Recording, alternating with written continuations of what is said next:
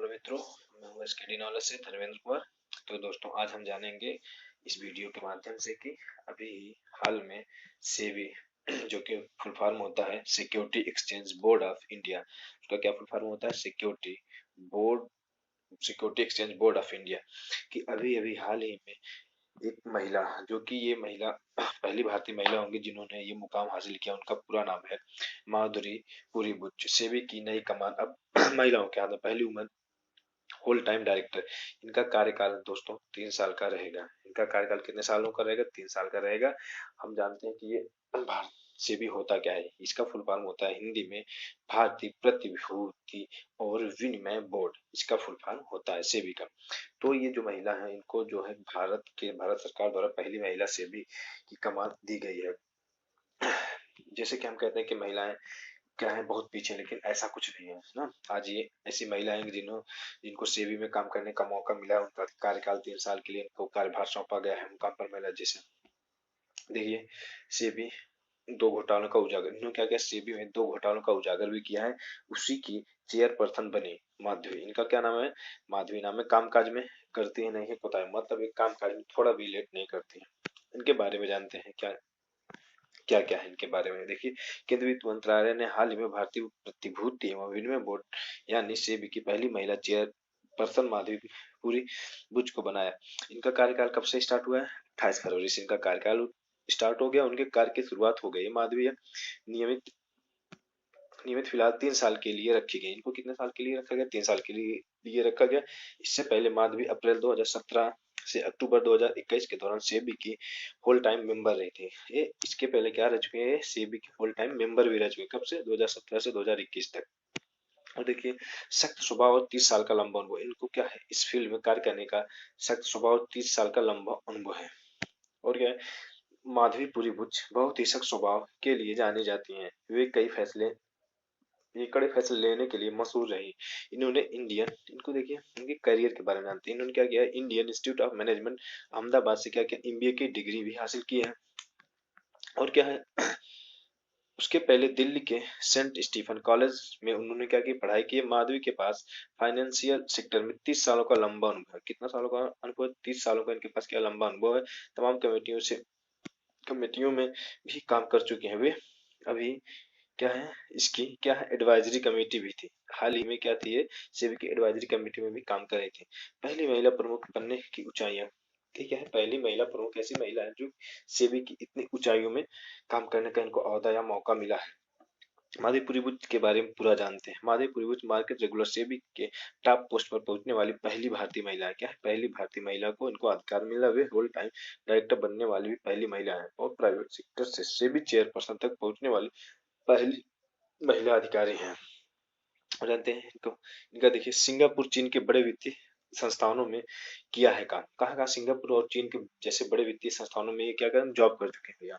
वहां से काम करके ये जब बहुत ज्यादा कुछ सीख पढ़ के आ चुके हैं। और क्या है, काम करने में बुच ने अपने करियर देश के निजी सेक्टर के बड़े बैंक आईसीआईसीआई बैंक में 1989 में शुरू किया था।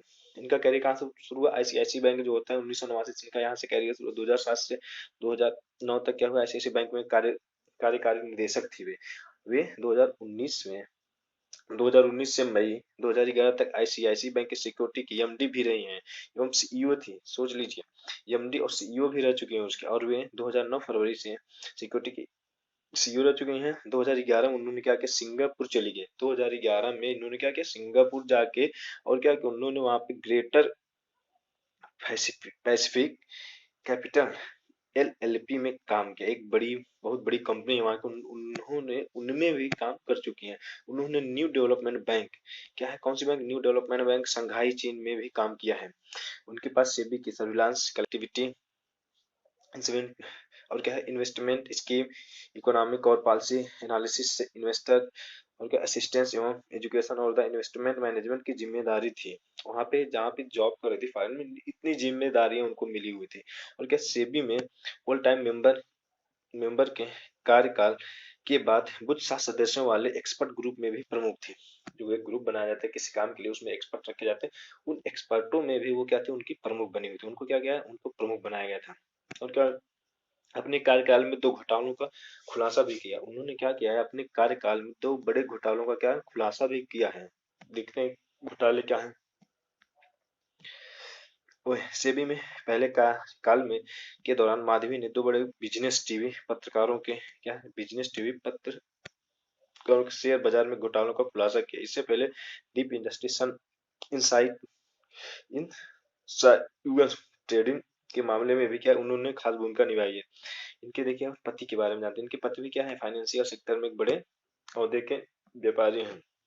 माधवी बुच के हस्बैंड धवल बुच, इनके हस्बैंड का क्या नाम है, धवल बुच है, जो फाइनेंशियल सेक्टर में बड़े लंबे क्या है, जो फाइनेंस सेक्टर बड़े लंबे से कार्य कर रहे हैं। अभी private equity company black star के सीनियर एडवाइजर भी हैं।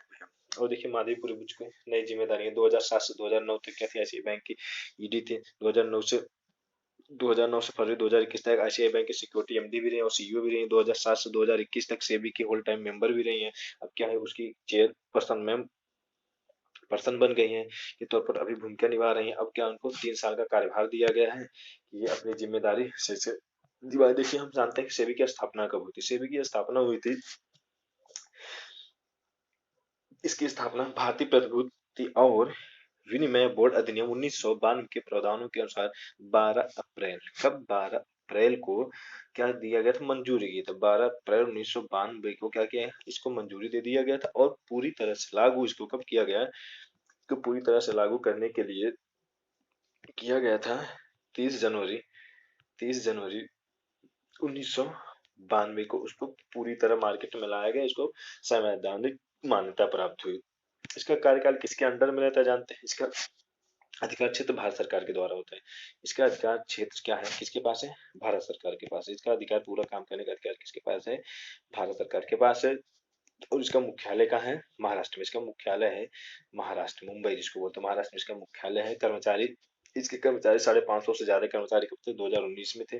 2009 की बात मैं कर रहा हूँ। इसके 550 से ज्यादा कर्मचारी हो गए, इसमें कर्मचारी काम करे। तो उसके बाद क्या वो धीरे धीरे इसके कर्मचारी भी क्या बढ़ते ही होंगे, लगभग काफी हो गए होंगे।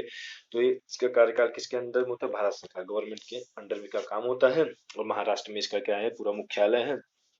30 जनवरी मेन बात याद करने वाली है कि इसका कब हुआ था, 30 जनवरी 30 जनवरी को। और क्या 1992 को, 30 जनवरी 1992 में क्या हो गया था, इसका गठन हुआ था। आज इसको गठन हुए लगभग 30 साल पूरे हो गए। कितने हो गए, 30 साल पूरे। 2022 चल ही रहा है, 1992 में हुआ ही था। 2 उधर माइनस कर दीजिए, हो गए पूरे 30 साल। तो दोस्तों आज के वीडियो में इतना ही, मिलते हैं अगले वीडियो।